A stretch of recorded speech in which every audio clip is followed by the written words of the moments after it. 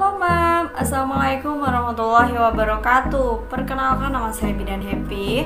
Nah, di video kali ini Bidan Happy akan memberikan info tentang mengenali balita gizi buruk. Tonton videonya sampai habis.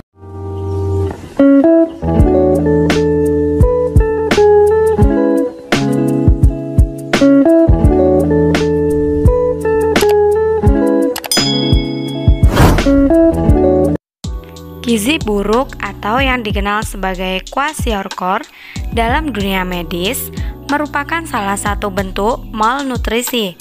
Malnutrisi itu sendiri dapat dipahami sebagai kesalahan dalam pemberian nutrisi. Pada dasarnya, kwashiorkor bisa diartikan sebagai kondisi di mana seseorang kekurangan asupan yang mengandung energi dan protein. Padahal protein dibutuhkan tubuh dalam proses pembentukan sel-sel baru.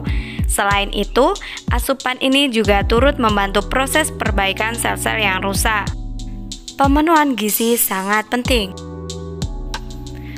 Pengobatan untuk mengatasi gizi buruk atau kwashiorkor dibutuhkan asupan nutrisi berupa kalori dan protein yang mencukupi.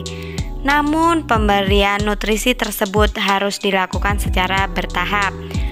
Pada tahap awal harus diberikan asupan kalori untuk memenuhi kebutuhan energinya tanpa melibatkan asupan protein terlebih dahulu. Jika kebutuhan kalori sudah tercukupi, barulah asupan protein bisa mulai diberikan.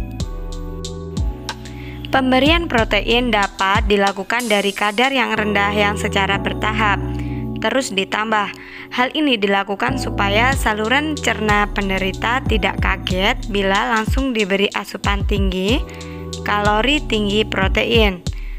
Penanganan di rumah bisa dilakukan dengan mencukupi kebutuhan gizi seimbang bagi anak. Makanan yang dikonsumsi harus lengkap mengandung karbohidrat, lemak, protein, vitamin, dan mineral. Namun ingatlah untuk memberikannya secara perlahan dan terkontrol. Untuk tahap awal, pastikan Anda melibatkan bantuan dokter dalam mengontrol kondisi anak dengan gizi buruk atau kwashiorkor yang Anda rawat.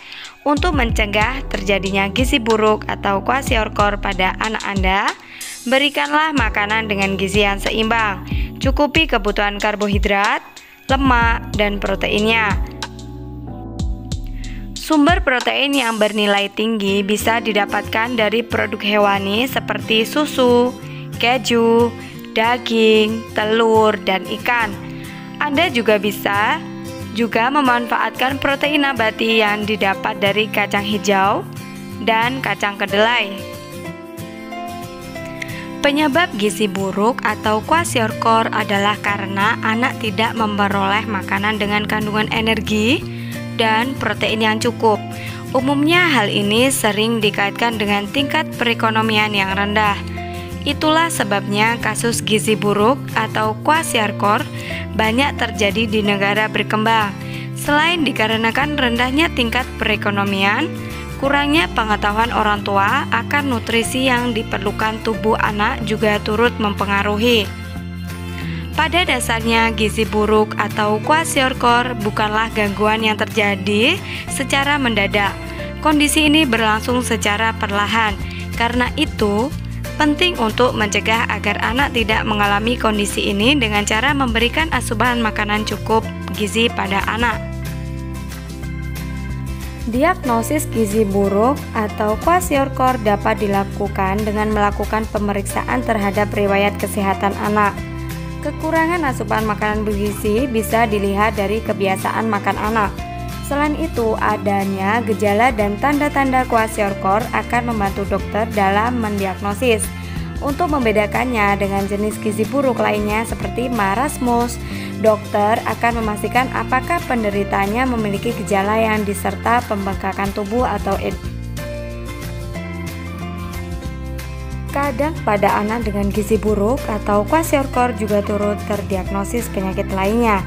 Penyakit yang paling sering terdeteksi adalah penyakit infeksi akibat kekebalan tubuh yang rendah. Pemeriksaan penunjang bisa saja dilakukan, misalnya pemeriksaan laboratorium hingga radiologi yang sesuai untuk mendiagnosis penyakit infeksi penyerta tersebut. Tanda-tanda yang pertama adalah anak sangat kurus. Yang kedua adalah wajah seperti orang tua, bulat, dan sembab. Yang ketiga, bayi sering cengeng dan rewel. Yang keempat adalah tidak bereaksi pada rangsangan atau apatis. Yang kelima adalah rambut tipis, jarang, kusam, rambut berwarna seperti jagung, dan bila dicabut tidak terasa sakit. Yang keenam, kulit keriput.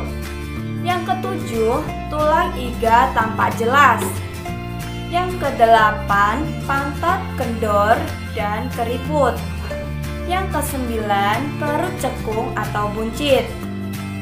Yang kesepuluh adalah bengkak pada punggung kaki yang berisi cairan atau odem, dan bila ditekan lama, kembalinya akan lama juga.